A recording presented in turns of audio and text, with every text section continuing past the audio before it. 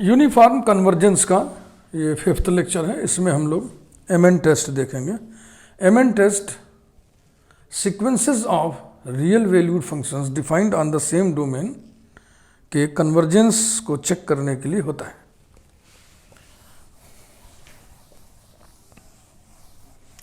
तो पहले हम एमएन टेस्ट ही आपको समझाएंगे, उसके बाद उस पर बेस्ड न्यूमेरिकल बताएंगे। Mn test, sequence fn is uniformly convergent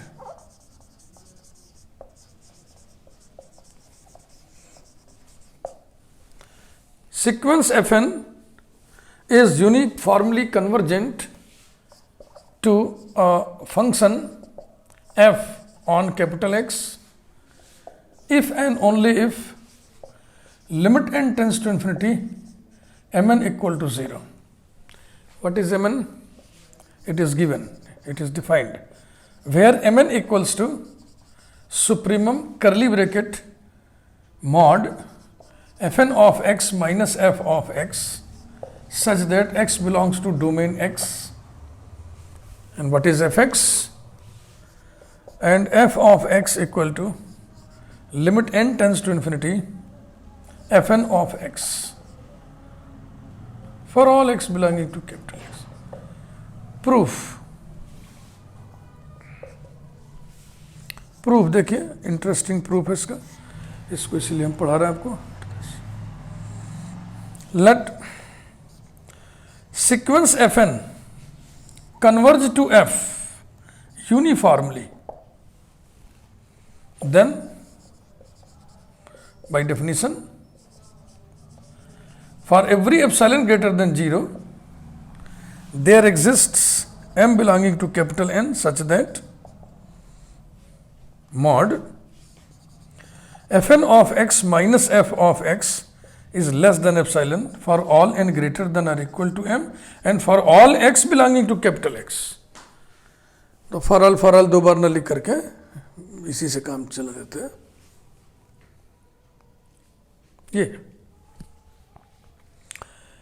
ये सेंटेंस से हम एक कंसिक्वेंस निकाल रहे हैं। देयरफॉर, इसलिए epsilon is an upper bound of the set curly bracket mod fn of x minus f of x such that x belongs to capital X and this happens for all n greater than or equal to m. हाँ, अभी sentence से sentence हमने निष्कर्ष निकाला, बहुत ध्यान सोचना पड़ेगा। अपर बाउंड वो रियल नंबर होता है ना जो सेट के हर एलिमेंट से बड़ा होता है अथवा किसी एक के बराबर होता है। बराबर हम नहीं होने देंगे by the choice of epsilon. Epsilon is arbitrary, अगर बराबर है दाहिने उसके दाहिने तरफ की संख्या ले लेंगे, बड़ा हो जाएगा। समझ बात आ रही है? इस सेट का अगर ये अपर बाउंड है तो क्या होगा, इस सेट का हर एलिमेंट इससे छोटा होगा। यही तो ऊपर लिखा, देखो ना, इस सेट का आर्बिट्रेरी एलिमेंट एप्सिलॉन से छोटा है for all N greater than और इक्वल टू। इस सेट का हर एलिमेंट एप्सिलॉन से छोटा है। ये भाव कहाँ आ रहा है? ये भाव ये आ रहा है for all X belonging to X. तो जिस सेट का अपर बाउंड एप्सिलॉन है उस सेट का लीस्ट अपर बाउंड एप्सिलॉन से छोटा होगा। This implies that least upper bound माने सुप्रीमम, उसी सेट का सुप्रीमम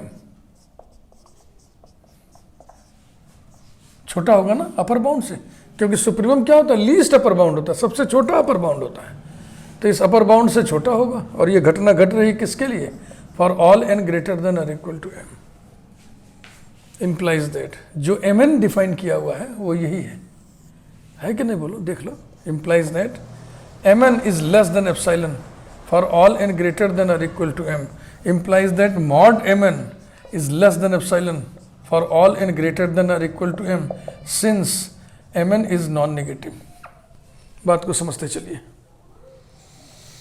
इस सेट का सुप्रीमम है mn, एक ऐसे सेट का सुप्रीमम mn है जिस सेट का हर एलिमेंट मॉडुलस है, और मॉडुलस मतलब नॉन निगेटिव। इस सेट के सारे एलिमेंट नॉन निगेटिव है, सारे एलिमेंट नॉन निगेटिव है, तो इसका सुप्रीमम एकदम उधर होगा ना, दाहिने तरफ, तो वो भी नॉन निगेटिव होगा। तो mn is non negative, mn is non negative, therefore its modulus is equal to mn। That is, इसी चीज को हम ऐसे लिख दे रहे हैं, mod mn minus 0 is less than epsilon for all n greater than और इक्वल टू m। और अब ये कुछ और नहीं, देखो शुरू में लिखा था ना, for every epsilon greater than 0 there exist m belonging to capital N such that mod mn minus 0 less than epsilon for all n greater than और equal to m। This implies that limit n tends to infinity mn equals to 0। यही prove करना था, एक part हो गया। Conversely let limit n tends to infinity mn equals to 0, then अब इस limit का डेफिनेशन लिखिए, for every epsilon greater than 0 there exists m belonging to capital N such that mod mn minus 0 is less than epsilon for all n greater than or equal to m।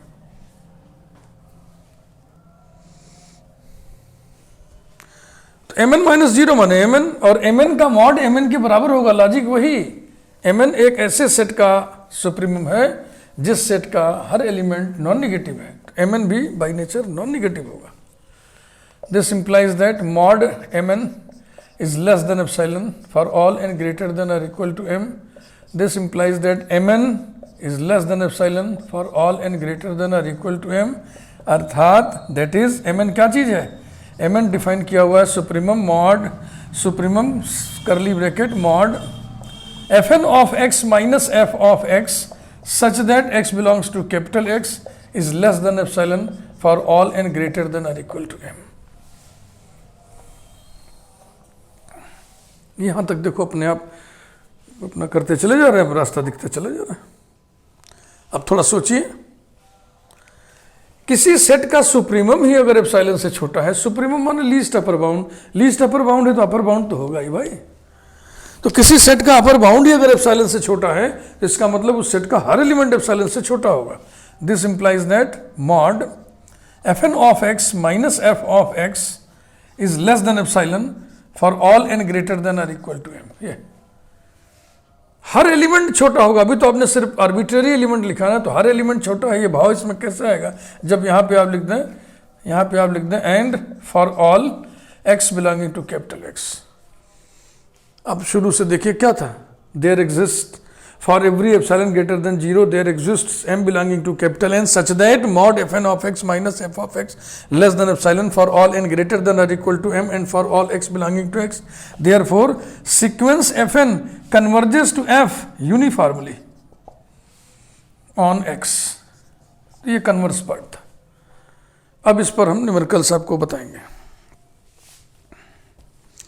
पहला example, example 1, sequence fn where fn of x equal to x to the power n minus 1 into 1 minus x is uniformly convergent, is uniformly convergent in closed interval 0 1। तो अभी हम इसके बाद कोशिश करेंगे एक example आपको और बताएं, उसमें भी यही रहेगा, एक सीक्वेंस रहेगा, लिखा रहेगा show that this is uniformly convergent.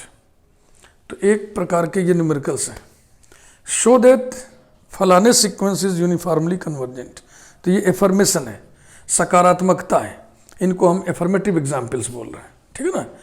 फिर एक तरह के एग्जाम्पल्स आपको और मिलेंगे जिसमें लिखा रहेगा शो दैट फला sequence is not uniformly convergent in this domain, है ना। फला इज नॉट यूनिफॉर्मली, तो नॉट यूनिफॉर्मली नकारात्मकता है, ये नेगेटिविटी है।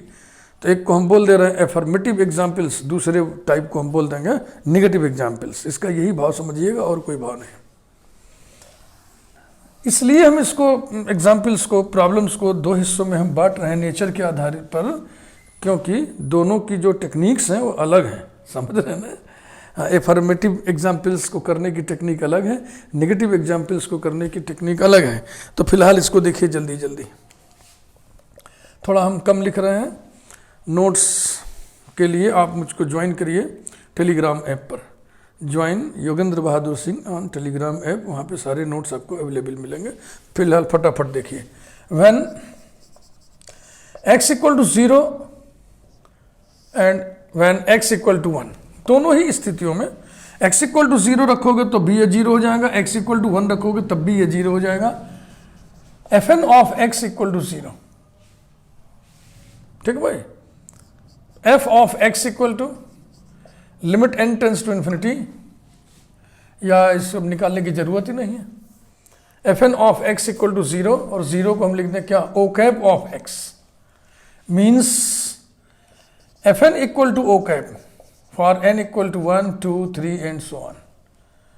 मतलब क्या हुआ, f1 equal to null function, f2 equal to null function, f3 equal to null function, यानी sequence will become constant sequence, and constant sequence is always uniformly convergent. Convergent तो होगा ही होगा, यूनिफॉर्मली भी होगा। क्यों? क्योंकि कांस्टेंट फंक्शन डोमेन के किसी पॉइंट पर डिपेंड नहीं करता है, एक्स पर डिपेंड नहीं करता है। Therefore sequence fn is uniformly convergent, is uniformly convergent. अब 0 और 1 के छोड़ करके लेना ना, तो अब लिखिए when 0 less than x less than 1, f of x equal to limit n tends to infinity fn of x equal to limit n tends to infinity x to the power n minus 1 into 1 minus x। सोचिए, अभी जो x है वो positive है और 1 से छोटी है, 1 से छोटी है। तो यहां देखें, 1 से छोटी संख्या पे इन्फिनिटी पावर लगाने से 0 आता है। तो ये कितना हो गया, ये हो गया 0।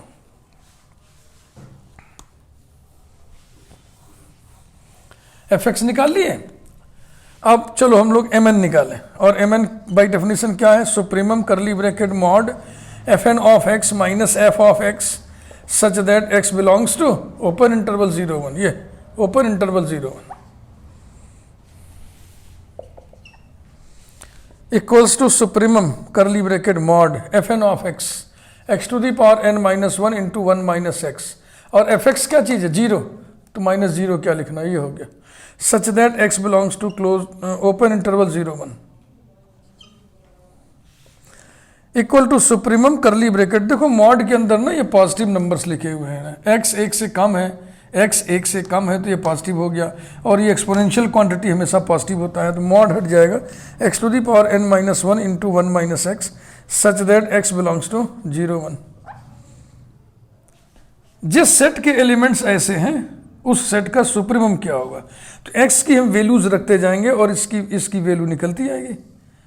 इसमें x के तमाम मान होंगे ना, तमाम ना कहिए, असंख्य, infinite number of values of x यहाँ से हम चूज करेंगे, और हर वैल्यू के लिए इसकी एक वैल्यू आएगी, उसमें जो सबसे बड़ी वैल्यू होगी वही तो सुप्रीमम होगी। यानी हम कह सकते हैं कि this is equal to y max where y equal to x to the power n minus 1 into 1 minus x belongs to 0, 1 open interval. अब y मैक्स निकालने के लिए हम कैलकुलस की मदद लेंगे, मैक्सिमा मिनिमा। तो dy by D X, D square Y upon D X square, या d2y by D x to, जो भी कह ले, इसकी वैल्यू मैं देख करके डायरेक्ट लिख दे रहा हूँ, इसमें हम टाइम नहीं खर्च करेंगे।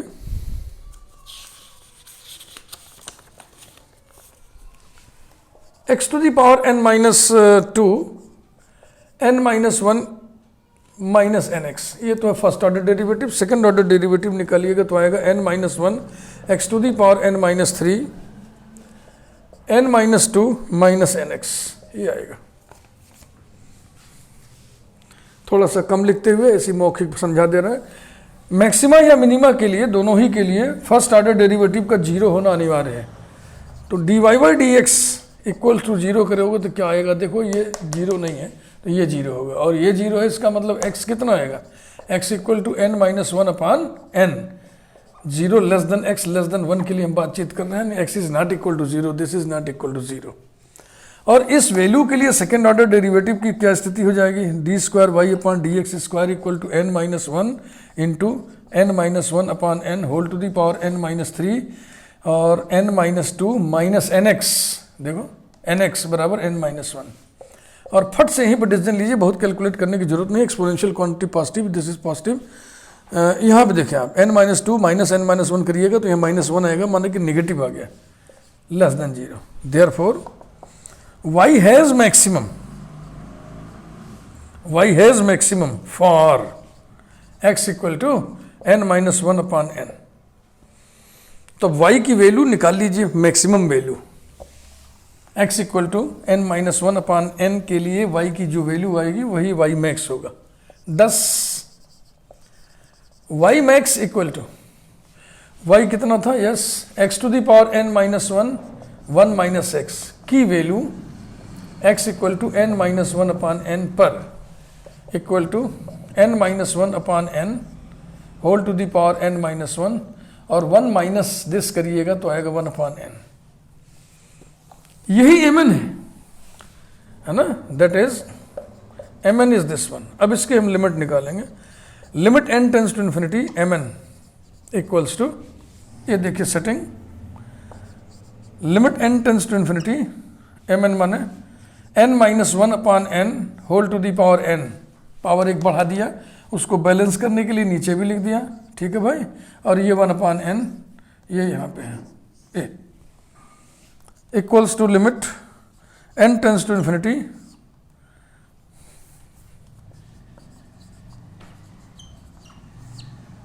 One minus one by n whole to the power n 1 upon n ये वाला, और नीचे 1 minus one upon n, 1 plus 1 upon n whole to the power n होता तो e, यहाँ माइनस है तो हो जाएगा e to the power minus one, e to the power minus one into 0 upon 1 equals to 0, ठीक है भाई। तो कुल मिला के लिमिट आ गई 0। तो चूंकि limit n tends to infinity mn 0 आ गई, इसलिए आप कह सकते हैं कि sequence fn is uniformly convergent in open interval 0 1। तो x equal to 0 x equal to 1 के लिए आप पहले ही बोल दिए थे कि यूनिफॉर्मली कन्वर्जेंट होगा, ओपन इंटरवल 0 1 में आपने अभी भी कहा कि यूनिफॉर्मली कन्वर्जेंट होगा। तो कुल मिला के कहाँ यूनिफॉर्मली कन्वर्जेंट हो गया, क्लोज्ड इंटरवल 0 1 में। एग्जाम्पल 2 आइए फटाफट एक और देख लें, बढ़िया एग्जाम्पल है, मैं छाट छाट के एग्जाम्पल आपको बता ही रहा हूँ सेलेक्ट करके, बहुत ही सेलेक्टिव एग्जाम्पल्स है, बहुत ही बढ़िया बढ़िया। हाँ, एक एग्जाम्पल थोड़ा सा ईजी था, उसमें लिमिट बढ़िया था, दूसरा थोड़ा सा हैवी करेंगे। Example 2, sequence fn where fn of x equal to x upon 1 plus nx square, x upon 1 plus nx square is uniformly convergent on R या in R या over R, preposition in on over में से कोई भी लगा सकते हैं,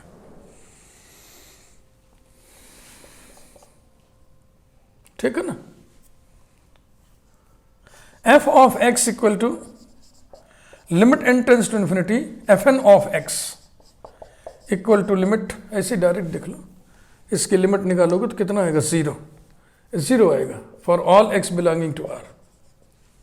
अब आप mn कैलकुलेट करिए, mn equal to supremum curly bracket mod fn of x minus f of x such that x belongs to capital R equal to supremum curly bracket mod x upon 1 plus n x square minus 0 such that x belongs to capital R equal to supremum curly bracket mod x upon 1 plus n x square, ठीक है ना, such that x belongs to capital R। ये चीज आ गई।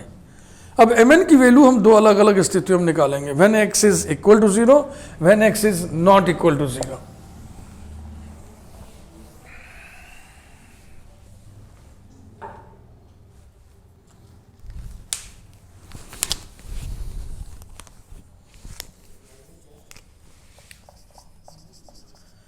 When x equal to 0 तो mn कितना होगा, थोड़ा ध्यान से देख लो, x बराबर 0 करोगे तो ये x की कोई भी वैल्यू हम R में से लेंगे तो x कोई भी वैल्यू नहीं, जब x बराबर 0 ले रहे हैं ना तो x बराबर 0 के लिए 0 हो गया, यानी कि mn equal to supremum curly bracket singleton set 0, singleton set का सुप्रीमम 0 ही होगा, और लिमिट दोनों तरफ लेने पर limit n tends to infinity mn will be 0, 0 की limit 0।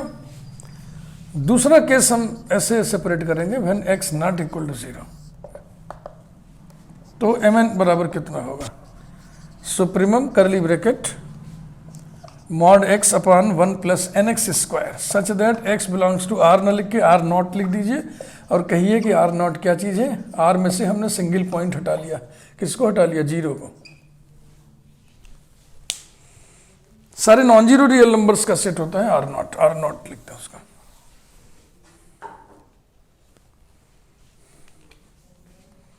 Equal to y max, जैसे कि पिछले एग्जाम्पल में बताया था हमने, where y equal to mod x upon 1 plus n x square equal to plus minus x upon 1 plus n x square, mod x इतने होता है। इसके बाद फिर वही चीज डेरिवेटिव्स हम देख के लिख दे रहे हैं, आप लोग निकाल लीजिएगा, चेक कर लीजिएगा, हमने चेक किया हुआ है। First derivative, second derivative equal to plus minus, first derivative देखिए,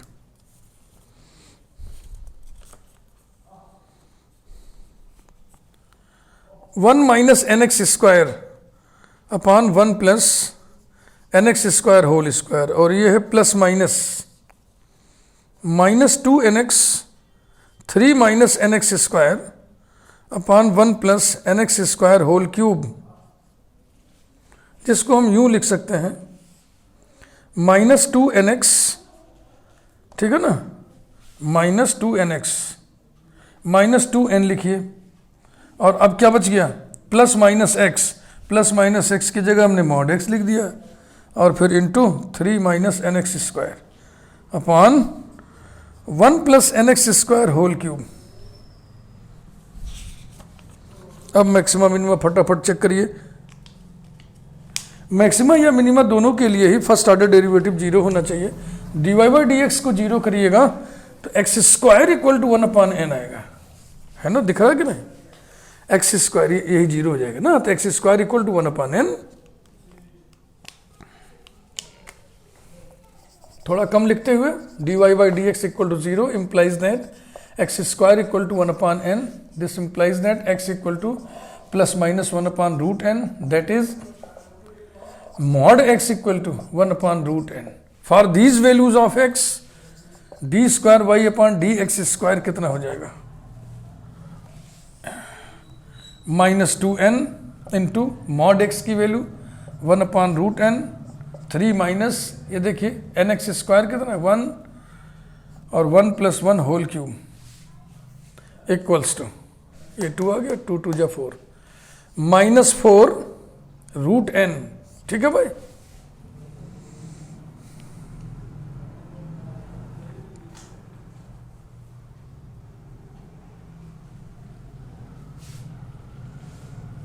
ठीक है ना, ये रूट n इसको काट दिया, तो यहाँ 2 आ गया, 2 2 जा 4 माइनस इतना, और अपान 8, कुल मिला के नेगेटिव आ गया। सेकेंड ऑर्डर डेरिवेटिव अगर नेगेटिव आ गया तो इसका मतलब y मैक्सिमम वैल्यू रखेगा इस x के मान के लिए, देयरफॉर, है ना, y has maximum for x equal to plus minus root plus minus 1 upon root n, that is for mod x equal to 1 upon root n। thus